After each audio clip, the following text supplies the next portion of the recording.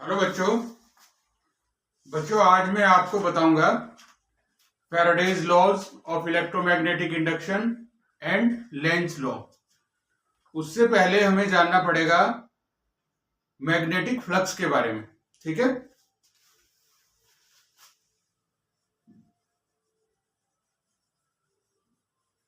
Magnetic flux. देखो magnetic flux क्या है बच्चों, जब कोई सरफेस मैग्नेटिक फील्ड में रखी हुई होती है तो उसमें मैग्नेटिक फील्ड लाइंस एंटर करती हैं, जिससे उससे सरफेस से मैग्नेटिक फ्लक्स लिंक हो जाता है। कैसे? जैसे सपोज ये कोई सरफेस है, इसमें मैग्नेटिक फील्ड लाइनें एंटर करेगी, ठीक है, तो इस सरफेस से मैग्नेटिक फ्लक्स लिंक हो जाएगा। अब मैग्नेटिक फ्लक्स को हम डिफाइन कैसे करते हैं? जितनी भी लाइनें एंटर करती है वो सारी की सारी लाइनें मैग्नेटिक फ्लक्स नहीं बनाती। क्या? मैग्नेटिक फील्ड का वो कंपोनेंट जो इस सरफेस के नॉर्मली होता है, मैग्नेटिक फील्ड का वो कंपोनेंट जो इस सरफेस के नॉर्मली होता है, वही मैग्नेटिक फ्लक्स क्रिएट करता है इसमें। ठीक है, तो इसकी डेफिनेशन के अकॉर्डिंग क्या डेफिनेशन के अकॉर्डिंग क्या इसमें हम कैसे इसको बताएंगे फ्लक्स को कि the component of magnetic field normal to the surface create magnetic flux through the surface. अब इस डेफिनेशन के अकॉर्डिंग इसकी एक्सप्रेशन क्या बनेगी? देखो मैग्नेटिक फील्ड को हम मैग्नेटिक फ्लक्स को डिनोट करते हैं फाई से। Phi is equal to B N into delta S. ये बी एन क्या है?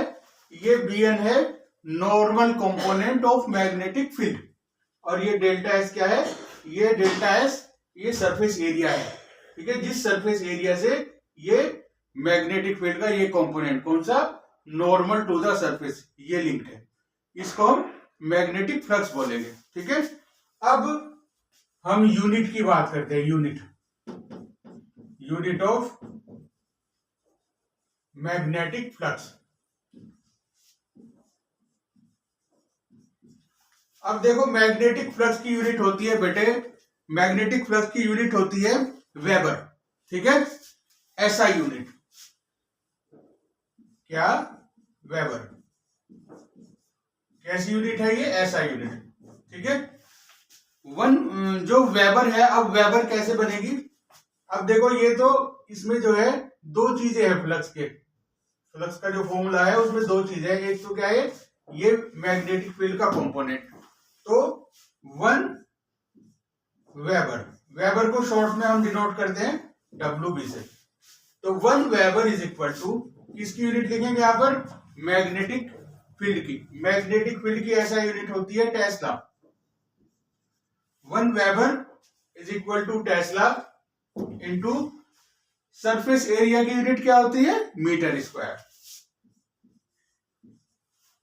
1 weber is equal to 1 tesla into 1 metre square.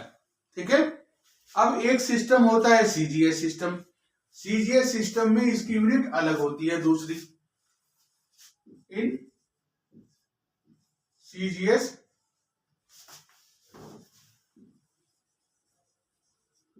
CGS system the unit,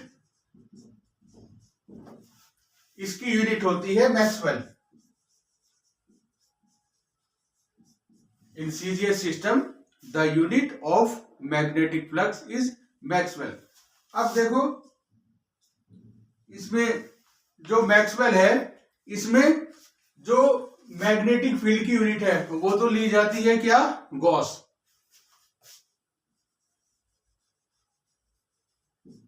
और जो एरिया की यूनिट है वो हम क्या लेंगे? वो यूनिट हम लेंगे सेंटीमीटर स्क्वायर। ठीक है, तो 1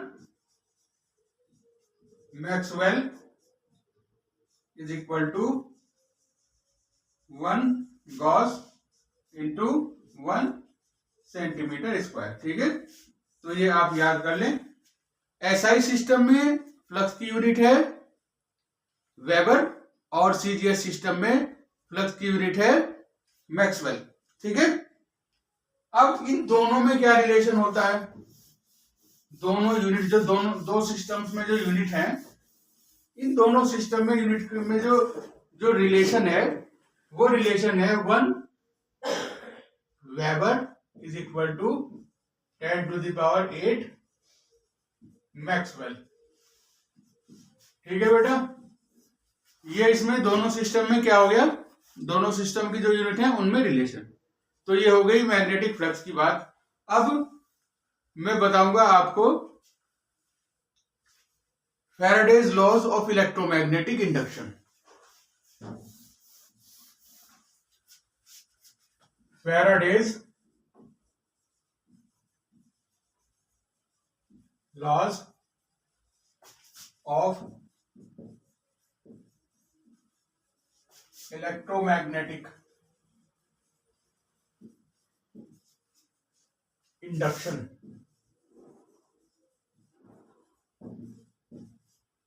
अब ये इलेक्ट्रोमैग्नेटिक इंडक्शन क्या है बेटा, एक टर्म आई इसमें electromagnetic induction.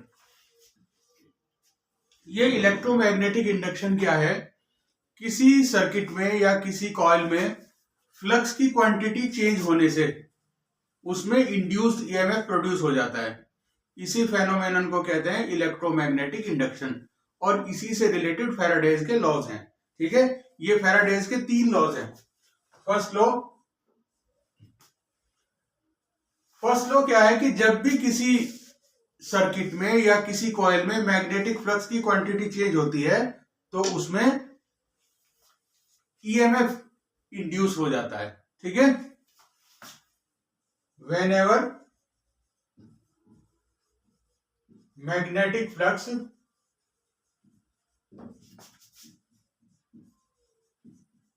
through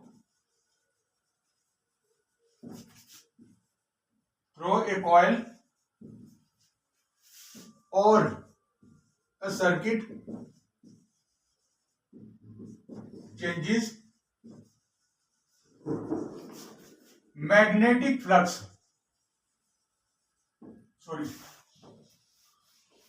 induced EMF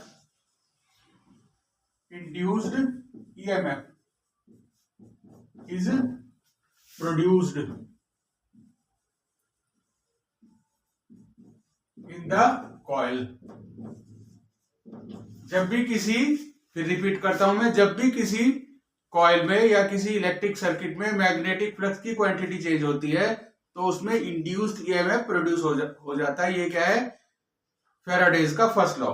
दूसरा लॉ क्या है, दूसरा लॉ ये है कि किसी कॉइल में या सर्किट में इंड्यूस्ड ईएमएफ तभी तक प्रोड्यूस होगा जब तक उसमें मैग्नेटिक फ्लक्स की क्वांटिटी चेंज होगी। अगर उसमें मैग्नेटिक फ्लक्स की क्वांटिटी चेंज होना बंद हो गई, यानी स्थिर हो गई, स्टडी हो गई, तो उसमें ईएमएफ प्रोड्यूस होना भी क्या हो जाएगा, बंद हो जाएगा। तो दूसरे लॉ को हम डिफाइन करें कैसे, induced EMF lasts as long as the magnetic flux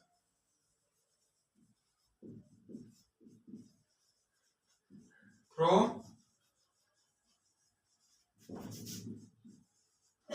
the coil changes।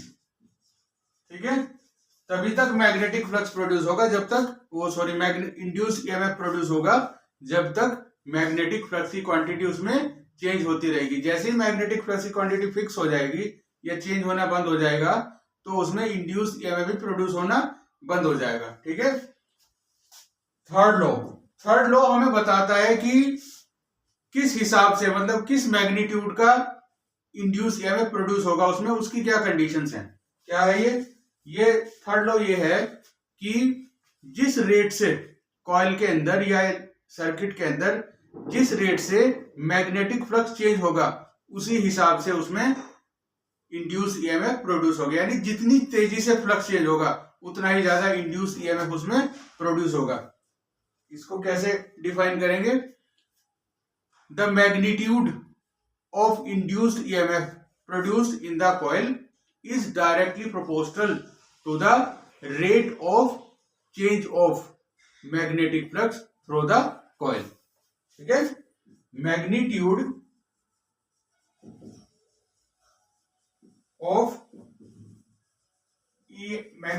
of EMF produced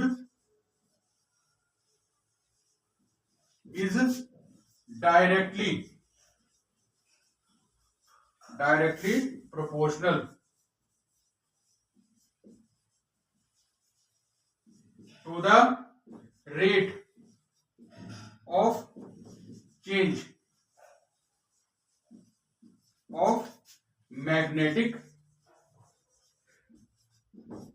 flux. ठीक है, rate of change of magnetic flux. अब देखो, इससे ये जो थर्ड लॉ है इसके अकॉर्डिंग एक एक्सप्रेशन बनती है, एक फॉर्मूला बनता है, वो मैं बताता हूं आपको. अब देखिए, मान लीजिए कोई टाइम पीरियड है, कितना, हमने कोई टाइम पीरियड लिया डेल्टा टी. ठीक है, अब डेल्टा टी टाइम पीरियड के अकॉर्डिंग दो हम वैल्यू लेते हैं फ्लक्स की. पहले वाली फ्लक्स की वैल्यू क्या है, φ1, और दूसरे वाली वैल्यू क्या है, φ2. तो रेट ऑफ, इस थर्ड लॉ के according induced EMF directly proportional किसके, फ्लक्स का जो चेंज है वो कैसे निकालेंगे, φ2 माइनस φ1 अपॉन डेल्टा टी. ठीक है, थर्ड लॉ के अकॉर्डिंग ये एक्सप्रेशन बनती है. अब हम क्या लगाएंगे यहां पर, ये हमारा प्रोपोर्शनैलिटी का साइन है, इसको हटाने के लिए हम क्या लगाएंगे, यहां पर कोई कांस्टेंट ऑफ प्रोपोर्शनैलिटी लगाएंगे. क्या,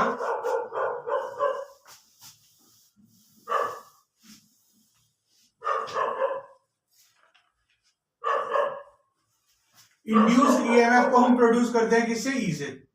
तो E is equal to minus K φ2 minus φ1 upon delta T. अब देखो यहां ये इंड्यूस्ड ईएमएफ है, ये हमने कांस्टेंट ऑफ प्रोपोर्शनैलिटी लगाया है. ये ऊपर क्या आ गया, फ्लक्स का चेंज, और नीचे टाइम से डिवाइड कर दिया तो फ्लक्स के चेंज होने की रेट बन गई. तो जो फ्लक्स के चेंज होने की रेट है उसी के हिसाब से इंड्यूस्ड ईएमएफ प्रोड्यूस होता है. अब ये इस एक्सप्रेशन में यहां माइनस का साइन क्यों आया, माइनस का साइन इसलिए आता है इसमें क्योंकि जो इंड्यूस्ड ईएमएफ है उसकी अपोजिंग नेचर होती है.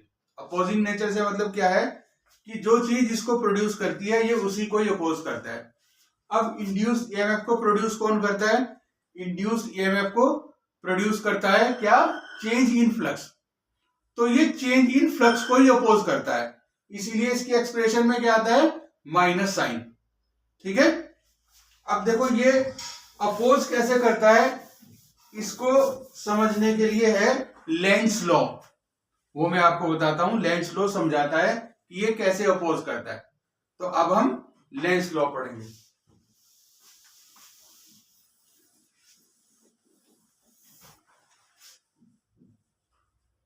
Lenz law. अब ये लेंस लॉ क्या है, लेंस लॉ बताता है कि जो इंड्यूस ईएमएफ प्रोड्यूस होगा किसी कॉइल में, जो इंड्यूस ईएमएफ प्रोड्यूस होगा उसकी डायरेक्शन इस तरह से होगी कि वो फ्लक्स के चेंज होने को क्या करेगा, अपोज करेगा. ठीक है, इंड्यूस ईएमएफ जो प्रोड्यूस होगा उसकी डायरेक्शन इस तरीके से होगी कि वो फ्लक्स के चेंज होने को क्या करेगा, अपोज करेगा. The induced EMF produced in such a way or in such a direction that it oppose that it opposes the